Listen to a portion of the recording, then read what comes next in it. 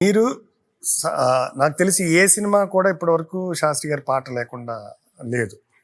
అంటే అంతగా మీ కథలకి, వారి సాహిత్యానికి ఆ పొందిక ఎలా ఏర్పడింది? అంటే యూజువల్‌గా మీరు నెక్స్ట్ ఒక కమర్షియల్ సినిమాకి వెళ్ళినప్పుడు ఇంకేదైనా ఆలోచన వచ్చి ఉండొచ్చేమో. నో అసలు నెవర్. ఆయన రాయని పాట ఏంటి? కమర్షియల్ పాట. ఆయన రాయని కమర్షియల్ పాట ఏంటండి? అంతే కదా! బల్పం బట్టి బామ వల్లో అన్నారన్నమాట. అంటే మనం కొన్ని సిట్యుయేషన్‌లు శాస్త్రి గారి దగ్గర తీసుకెళ్ళి ఈ పాట రాయమనడానికి నా ఉద్దేశం ఆయన రాయలేరని కాదు. భయపడతాం కదా! లేదండి. నేను ఇప్పుడు 'హత్తెరి ఎంత హుషారే చింతామణి' అనేది ప్రభల మీద డాన్స్ చేస్తున్న వాళ్ళ ఆ అమ్మాయి పాడే పాట అన్నమాట. అది నేను ఎందుకు ఎక్కడన్నా తప్పు అయిద్దేమో ఆయన ఒక పదం తప్పినా కూడా బెత్తంతో కొడతారని చెప్పి నేను నా లిరిక్స్ తెచ్చుకున్నాను. పర్మిషన్ ఐ విల్ ప్లీజ్ నాకు ఇందాటి నుంచి అనిపిస్తుందండి, ఆ పక్క నుంచి ఆయన వచ్చేస్తాడు, రే ఏంట్రా వెనక నుంచి చేస్తాడు. మీరు వచ్చారు కాబట్టి ఖచ్చితంగా ఇక్కడే ఉండి ఉంటారు ఆయన. ఇప్పుడు కొన్ని లైన్స్ మీరు ఆ పాట అన్నారు కాబట్టి, అవునండి, స్వేచ్ఛగా ఎగురుతూ ఉండే పసివన్నెల జెండా భక్తిగా వందనమనరా ఊరు వాడంతా. అలాగే పిందెలా ఉన్నది గాని పండెరో కళలన్నీ, ఎందరో తెలియదు గాని పిండెరో వలపన్ని, అవునండి, చంబల్ రాని సొంపుల్లో సంపదలెన్ని. యాక్చువల్ గా ఇది శాస్త్రి గారి స్టైల్ కి చాలా భిన్నంగా ఉంటుంది. దాని తర్వాత లైన్స్ నిందలో నిజమో కానో కానీ ఎందుకా కథలన్నీ, మందిలో దొరలే కానీ దొంగలు అసలు ఎవ్వరని అని. ఇక్కడ ఆ గాలి సీన్ ఉంటాడు, మిగతా వాళ్ళందరూ ఉంటారన్నమాట. ఆ అమ్మాయి ఏమో, ఆ డాన్స్ చేస్తున్న అమ్మాయి ఏమో తను ఒక తక్కువ కింద లెక్క, వీడేమో దొంగ కింద లెక్క. కానీ ఆ అమ్మాయిని ఆబగా చూస్తున్న వాళ్ళు, ఆ అమ్మాయిని ఏదో చేయాలనుకుంటున్న వాళ్ళు మాత్రం పెద్ద మనుషుల్లో కూర్చుంటారన్నమాట.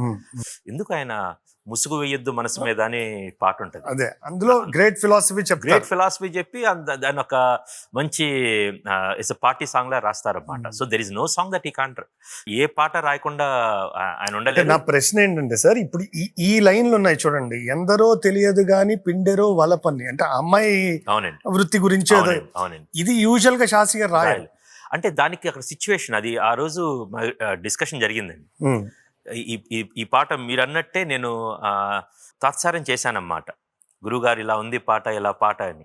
బట్ ఆ సిచ్యువేషన్ ఆయనకు తెలుసు. యాక్చువల్గా ఆ అమ్మాయి ఉంటుంది, పడుకుంటా, ఒకటి కాదు 10 సార్లు పడుకుంటా, కానీ చాట్ ఉండాలి. గమ్యం సినిమా జరుగుతున్నప్పుడు అనేకమైన సొసైటీలో జరుగుతున్న అనేక అంశాలని చూస్తూ ఉన్నాం. అప్పుడు ఈ కోటప్పకొండ తిరణాలలో నగ్నంగా నృత్యాలు చేయించటము, లేకపోతే వాళ్ళ చీరలు తీసేయటము అలాంటివి అన్నమాట. సో ఈ సొసైటీలో ఇతను ఇలా ట్రావెల్ చేస్తున్నప్పుడు అనేకమైన ఇన్సిడెంట్స్ జరుగుతూ ఉన్నాయి. వన్ ఆఫ్ ద ఇన్సిడెంట్ ఇతను he has to see all these things అన్నమాట. అందులో ఇమీడియట్ గా దాని నుంచి రిఫ్లెక్ట్ అయింది. నేను తీసే ప్రతి సినిమా కూడా అప్పట్లోనే ఒక టైం రిఫ్లెక్ట్ అవుతూ ఉండాలి, లేకపోతే చాలా చూస్తున్నవే సినిమాలోకి వస్తూ ఉంటాయి అన్నమాట. Most of my personal experience otherwise జరుగుతున్నాయి, మన చుట్టూ సమాజంలో జరుగుతున్నాయి. ఈ సిచ్యువేషన్ ఇది ఇచ్చినప్పుడు ఆయన కూడా చాలా బాధపడ్డారు ఇది జరుగుతుందని. సో ఆ చాట్ ఉండాలా, నేను పడుకుంటాను 10 మందితో, ఒకటి కాదు 10 మందితో పడుకుంటాను, కానీ చాట్ ఉండాలా, అందరి ముందు నన్ను బట్టలు కూడా తీయద్దని ఒక అలాంటి ఒక అమ్మాయి అడిగినప్పుడు దాని గురించి ఆయన రాసిందన్నమాట. అందులో ఆ అమ్మాయి ఆనందిస్తూ ఉంటుంది, చెబుతూ ఉంటుంది. ఆ అమ్మాయికి deep within there is something that she is expressing అన్నమాట. అందుకని ఆ పాట రాశారు.